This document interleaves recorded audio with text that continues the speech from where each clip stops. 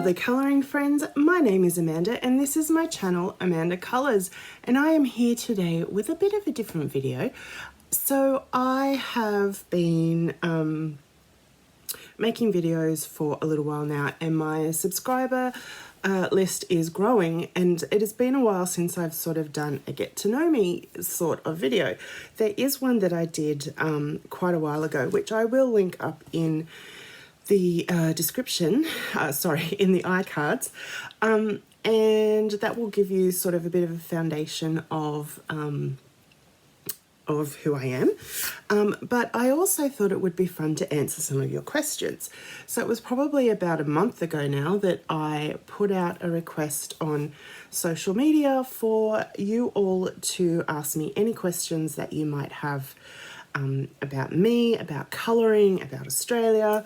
And so today I'm going to answer those questions, which is going to be a lot of fun. Now, I haven't really pre-prepared my answers. I'm kind of just going to go straight off the cuff. So if I stumble across my words a bit, then that's why. But I didn't want it to feel rehearsed. I just kind of want to do it. Okay. And these are in no order. I kind of just collated them as they came through, and yeah. So number one, what is my favorite colouring book? So at that, it actually changes a lot. But I would have to say at the moment, my favorite book is definitely Adorable Girls by Rada Prince. I just love her illustrations. I have flip throughs of this on the channel, which I will try and remember to link in the iCards as well. But yeah, I just really love the illustrations and Rada's style, and it's been a whole lot of fun to colour in. So number two, was I born in Australia and have I always lived here? In brackets, you don't have a strong accent. So that is a very big compliment. Thank you very much. Yes, I was born in Australia. I was born about 2 hours north of Sydney in a coastal town called Newcastle. A lot of Australian places are named after places in the UK because we were settled by the British. We also have a lot of Aboriginal names as well. But so Newcastle is from the UK, but I was born in Newcastle here in Australia, New South Wales. And I have always lived in Australia. However, as far as the accent goes, I actually really do not like the Australian accent very much. And like most places in the world, it depends where you're from in Australia as to what your accent sounds like. So if you are from Queensland, particularly northern Queensland, your accent is going to be a lot stronger, probably a lot more nasal. And I think that is mostly the accent that people think of in Australia. So it's like, g'day mate, how you going? Like really, you know, strong and Australian. If you are from Melbourne, or from Victoria, which is a southern state, your accent is a little bit different. They tend to say their E's a bit more like A's. So they say things like Melbourne instead of Melbourne, and they say elegant instead of elegant, things like that. And then some parts of Victoria and then across in South Australia, they say things like dance and prance and plant, whereas I say dance and plant and prance. So yeah, the accents are different. But as far as my own accent, it is a combination of a few things. Growing up, my dad was he was quite strict with the way my sister and I spoke. It sounds like a bit of an odd thing, but he was particular about us learning the differences between when to use the and the, and enunciating our words properly. However, that was something that I really enjoyed. I love words, I love language. I wish I had spent more time learning languages at school. We did Spanish and Italian, and I wish I spent more time actually paying attention and really learning those languages. I would love to learn French. And I know, you know, tiny bits of a number of languages, but I've always been fascinated with words and the origin of words and saying things correctly and that sort of thing. So I think that has impacted the way that I talk. I also think that for many years, I did vocal training for singing. And I think that has had an impact on the way that I speak as well. In using my voice properly and enunciating words and that sort of thing. I also really love British TV. I love period dramas, historical novels, and I think reading those sorts of things and watching those sorts of things has also impacted in my word choice and the way that I speak too. So it's a number of different things. I do definitely have a Sydney accent, but again, even different parts of Sydney have different accents because Sydney is actually quite a large area, and we're a very multicultural city. I think we are the second most multicultural city in the world, or like really quite up there. So depending on the area you're from, you'll have a different accent depending on the multicultural makeup of the area that you're in. So I hope that kind of answers your question. Yeah, I love Australia. I just don't love our accent. It just sounds so harsh to me. But yes, that is the answer to that question. So number 3, who is my favorite coloring book artist? Again, that's really hard. It changes a lot. I really love Morgan O'Brien. I really love Rada Prince.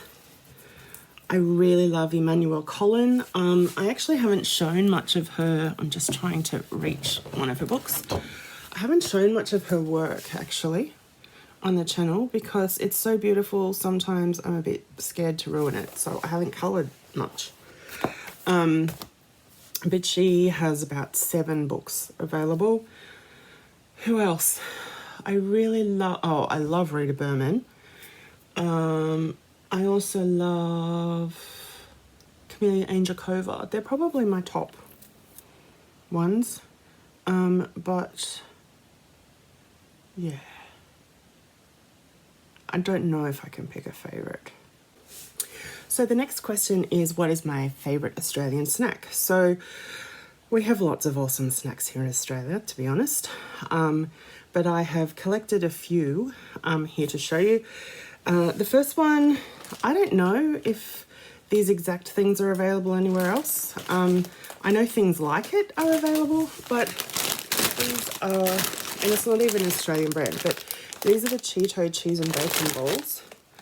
I know that in America you can get cheese balls, but I don't know if you can get cheese and bacon. But anyway, I really like these. And then this is an Australian brand called Allen's, and these are all going to be back to front, I think. But anyway, Allen's Party Mix. They make what we call these lollies, and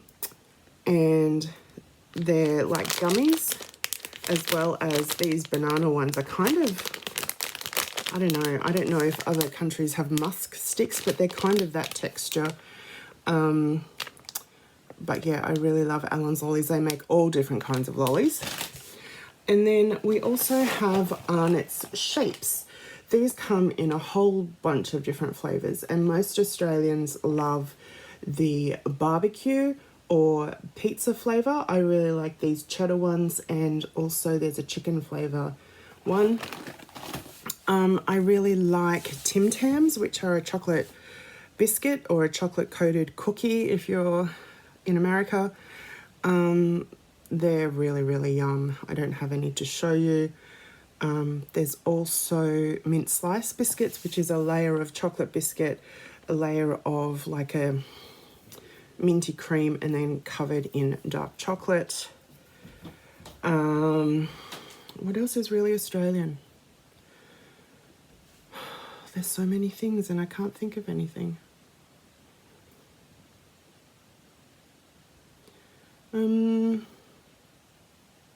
Anyway, that will do. What is your least favorite thing to color? I think it would have to be words. So pictures that have a quote on them or something like that. I don't know, I just don't enjoy coloring those. And it's probably it. Although sometimes I really don't like doing very, very detailed pages. Sometimes it doesn't bother me as much, but other times it's just like the last thing I feel like coloring. So yeah, there's that. Number 6, have I ever seen one of the huge Australian spiders in person? Eek! That's what the question was. In person, well, actually, yes, I have. But that was at a zoo. So the really big spiders that we get here in Australia are mostly in rural areas. We do get quite big daddy long leg spiders, the tiny spiders with the really long legs, but they're harmless. They can't even bite you. I have seen big huntsman spiders, which are quite furry and probably quite intimidating. But again, I don't know. We do have lots of things here in Australia that can hurt you. Snakes and spiders and all sorts of things. But particularly in suburban areas, you don't see them that much. Well, really at all. In more rural areas, you do, but you grow up with them. So you learn, to check for them or to avoid them. And honestly, mostly they really are more scared of you than you are of them. I know in rural areas, if you leave your shoes outside, you have to just check in them before you put your foot in case there is a spider or a snake. But again, I don't even think that's everywhere or all the time. There's probably certain times of year that you have to do that more than others. But yeah, it's not a big deal. It doesn't impact my life much anyway. Number 7, what is my favorite thing to color? My favorite thing to color, I have discovered, is like underwater scenes. I really like sea creatures and water and coral and mermaids and whales and narwhals and all that sort of thing. So they are definitely my favorite thing to color.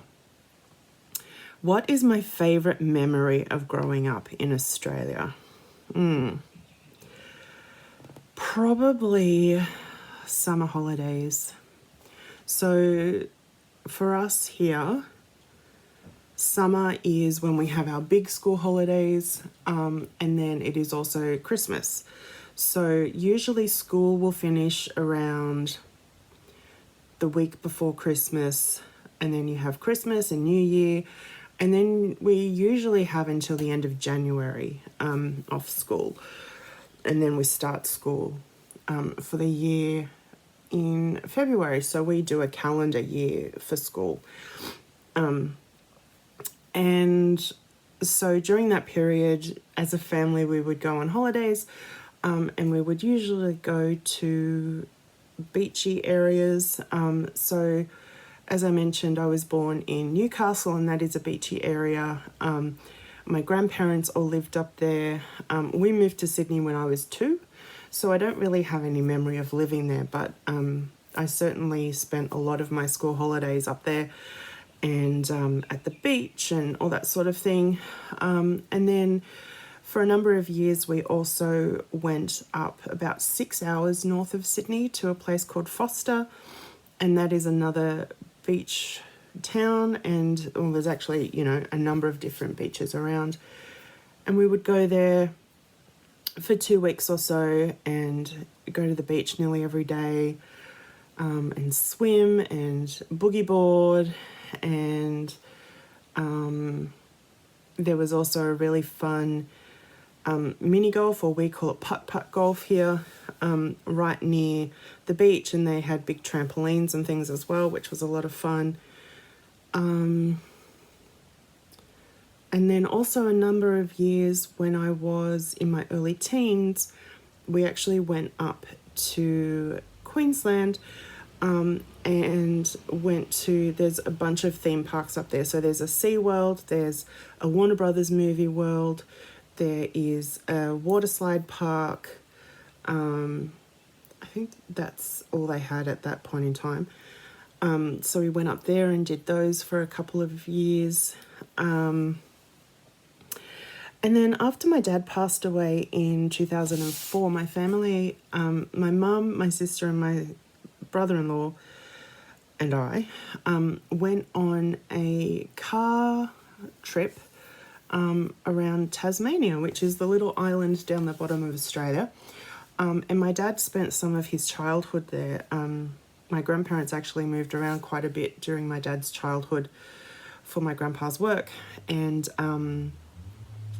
yeah, he spent some of his childhood right down the bottom of Tasmania, where, you know, there's nothing between there and Antarctica. So as you can imagine, I mean, there's quite a distance, but as you can imagine, it gets quite cold down there. And, you know, he would go to school in the dark and come home in the dark. Like, I know it's like that in a lot of places in Europe during winter, but most parts of Australia, it's not like that. So it was really great to get to explore Tasmania a bit, and we saw the penguins and Bay of Fires and lots of really gorgeous scenery and things down there. And then one of my most recent, my most recent favourite memory is my trip to the Barrier Reef, which was just a couple of weeks ago. So yeah, I haven't explored all that much of Australia, but they are some of my favourite memories because I love to travel and I love to experience new places. What advice would I give someone just starting out on their colouring journey? Don't expect perfection. Just enjoy it, honestly. I totally get that there are amazing colorists out there, and it is so easy to feel intimidated and like you could never color like them, and what's the point, or I don't want to show my work because it's not as amazing as other people's in your mind. The thing is, I have learnt that other people could be looking at your work feeling the same. And the wonderful thing about the colouring community is that it is just full of wonderful people. I mean, you know, in any community you get some people that aren't so great, but the vast majority of people in the colouring community are wonderful and encouraging and willing to help. And if you don't engage in that, then you're really missing out. And the other thing I would suggest is finding some great tutorials or colour alongs or things like that that are going to help build your skills if that's what you really want to do. If you're just colouring for the fun of it and you really don't care about growing your skills or anything like that, then just colour, just do it and enjoy it, and that's awesome. But yeah, tutorials, which I've only really just started to get into now, are really helpful and really fun. And, you know, it's learning something new, but it's doing something that you enjoy at the same time. So that's really cool. And that would be my advice. How did I discover adult colouring? So I have always coloured. So I guess, I don't know. I've always coloured. I started noticing adult colouring books, I don't know, around, was it 2012, 2013 maybe? And I yeah, I thought that was really cool because before that I had just been colouring kids' books and various things I'd found online or whatever. And then I started just more and more discovering all these amazing adult colouring books, and I was finding them online, but I didn't, I wanted to find like flip throughs or actually see the pages inside the book, because at that point in time I was mostly looking on Book Depository and they never showed anything inside. So I started Google searching for, the insides of these books, and I discovered YouTube flip throughs and YouTube colouring channels, and that's when I really realised that there is this whole big community out there of adults who love to colour like I do. And then through that I started finding different people on Instagram and more channels on YouTube, and it kind of just kept expanding from there, and that's when I decided to do my own channel. So yeah, that's how I discovered adult colouring. What has colouring brought to my life? This is a really good question. So as I said, I've always coloured. I've always loved colour itself. As you can see, I like to wear colour. My books are colour coded behind me there. Colour has just always been like a nourishing thing for me.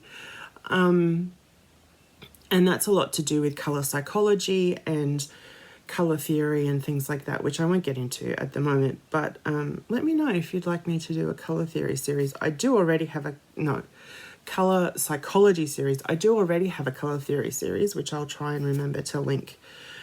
In fact, I don't have a pen. I need to write some notes for myself. And yeah, so I've always loved colour. So it seems pretty natural to enjoy colouring because you're placing those colours on a page.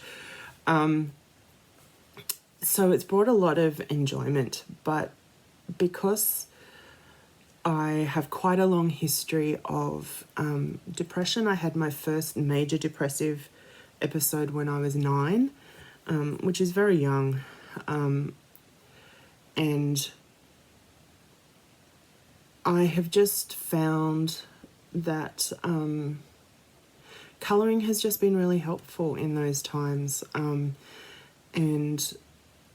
I certainly do it more frequently now. I mean, I do it almost every day now than I used to. But yeah, it just has always been really helpful in grounding myself and creative expression and things like that. And I actually very recently did a video on the 8 health benefits that I found for colouring, which again I will try and link above. Writing myself another note. And I so it's really helped with my mental health. It has helped with creative expression. I've actually had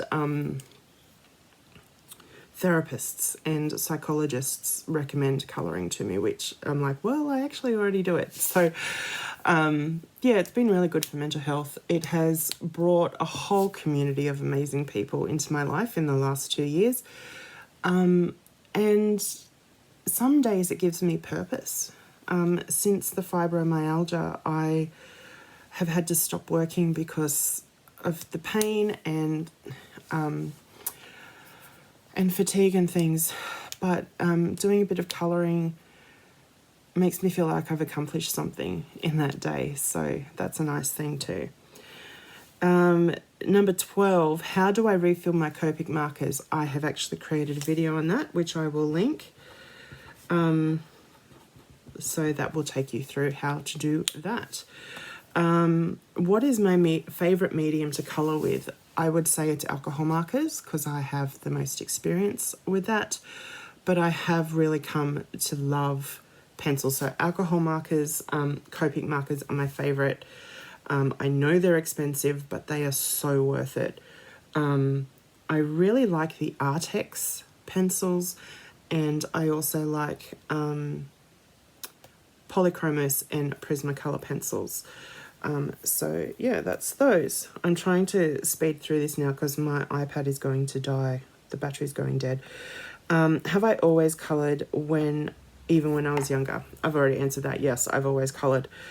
Okay, why don't I like Halloween books? Now, this is my opinion, and this is how I feel. I do not judge anybody else for what they believe and what they feel. You do you. That's totally fine. But for me, I have had I'm a Christian, and I believe in good and evil, and I know the history of Halloween and occultic things and spooky things and creepy things.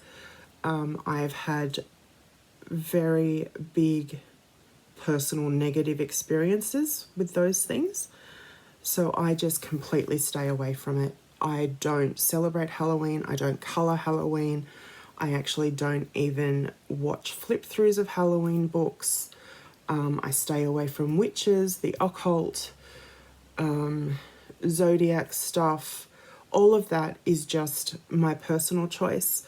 I just don't want anything to do with it due to my personal experiences, and that's okay. So that's me. Okay, number 16. Did or does your mum ever colour with you? I'm sure when I was a kid, she must have. I don't really have any memories of it, but I have huge gaps in my memory as a child. Every now and then, now she will sit with me while I'm colouring and do a little bit, but she prefers to crochet and do other crafts. So, yeah. Have I always lived in Sydney, in the area I currently live in? So no, as I said, I was born in Newcastle, but I've actually moved probably about 10 times in my life, and where we are currently, right on the western outskirts of Sydney, is where I have lived the longest. We've lived here for about 10.5 years. So yeah. What books am I currently colouring in? Well, I have started a page in Hannah Carlson's Daydreams because I am doing a tutorial from Olivia Odorant, sorry. But I started that while I was on holiday on the cruise, but I haven't done any more because I haven't been doing very well with pencil colouring lately. Because of the pain and stuff with my hands. So I've been doing a lot of marker colouring, which you will see in my end of month completed pages video. What books am I almost finished? So I am almost finished. Where is it? Oh, this one, which is the Disney Girl Power Pixel Magic book by Hatchet Heroes. I only have a few pages of that left. I just recently finished Arivale by Chroma. I'm getting closer to finishing this, although actually I still have quite a lot to do, but I've probably done more than half of this Disney Portraits book. And I'm getting closer and closer to finishing Frogs and Friends, and the second one has just been released, so that's fun, by Chris Reiniak. And I'm also close-ish to finishing The Way Home by Morgan O'Brien. What are my favourite budget pencils and markers? Well, unfortunately, I can't help you with markers. None of them are my favourites. I've tried lots of different ones, and I just don't like them. I started with Copics. I didn't know there were any other kind of markers, and there actually wasn't a lot of other markers. I would imagine, around 20 years ago when I discovered Copics. But as far as pencils, the Anko Kmart Australia pencils are really quite good. Artex are kind of, I guess they're on the upper end of budget, but I really like the Artex pencils. Some of the less expensive Derwent ranges, like the the Academy pencils, they're pretty good. That's about it, I think. Okay, the second last question is, if I only had one book to colour in, which book would I choose? It would probably be, oh, it's not here because it's in the room where I colour. Rita Berman's Europa. I love that book. And yeah, that would be the one. Oh, it's not the, no, I've got more questions, sorry. What brand of pencils do I find easiest to use on Amazon paper? So I have come to the conclusion that Australian Amazon paper is different to the US Amazon paper and probably the UK Amazon paper. It's not great, but it really doesn't seem to be as bad as other paper that people really don't like on other channels. So I don't have that much of a problem using any pencils on it. I do really like the Artex pencils on it. And, you know, the more expensive Polychromos and Prismacolors work well on it.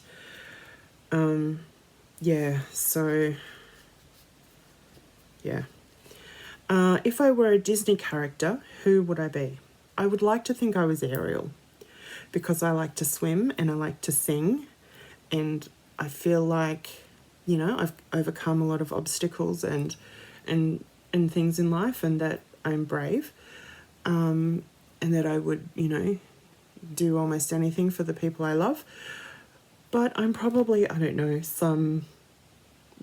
I'm probably Gus from from Cinderella, or I don't know, some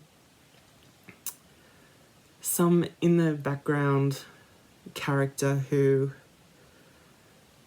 is lovable but shy. Because believe it or not, I'm not an extrovert at all. I can project that way and project that I'm confident, but I don't have a lot of self-confidence, and I am not a people person. I get exhausted being around people. So I'm quite introverted, and I'm more than happy to spend a lot of time on my own. So whoever that is in Disney, that's me.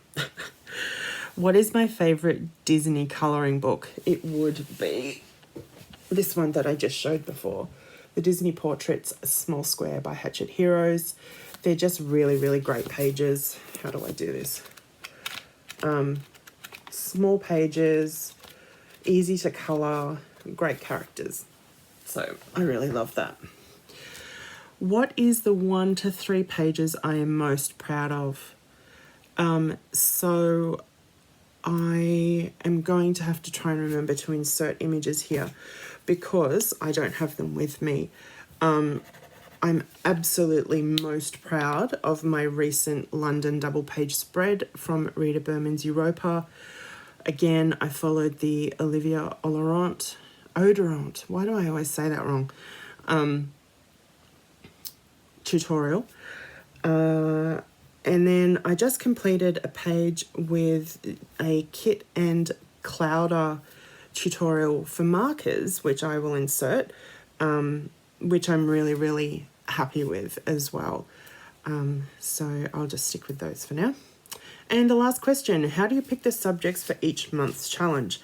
So I'm assuming that is talking about all the challenges that Megan and I run in the Facebook group Colour With Us, which you are more than welcome to join, and the link is in the description.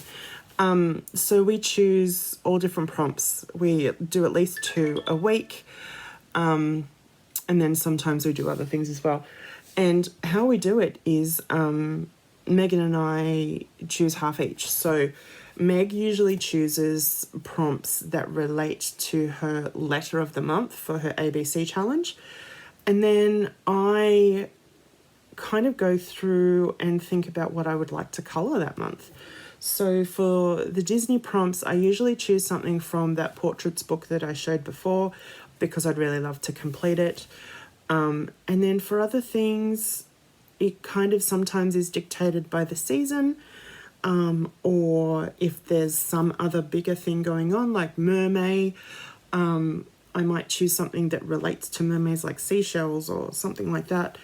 Or yeah, just something I feel like colouring. I know a couple of months ago we had a prompt for hot air balloons and I just had felt like colouring hot air balloons. So yeah, that's kind of how they get chosen. So they are all the questions that you guys submitted. So thank you so much if you did submit a question. I hope my answers were interesting for you and that I answered things fully. If you have more questions, I am more than happy to do another video. So put them down in the description below. I hope you don't mind seeing my face and my messy hair and my bookshelf, which is a bit messy because I'm sorting through things. But yeah, I hope you enjoyed the video and getting to know me a little bit more. So please, if you enjoy this video, please give it a thumbs up. And subscribe to the channel if you haven't yet because it makes me so happy. And of course, you want to make me happy, don't you? So yeah, that's it from me today and I will see you in the next video. Bye.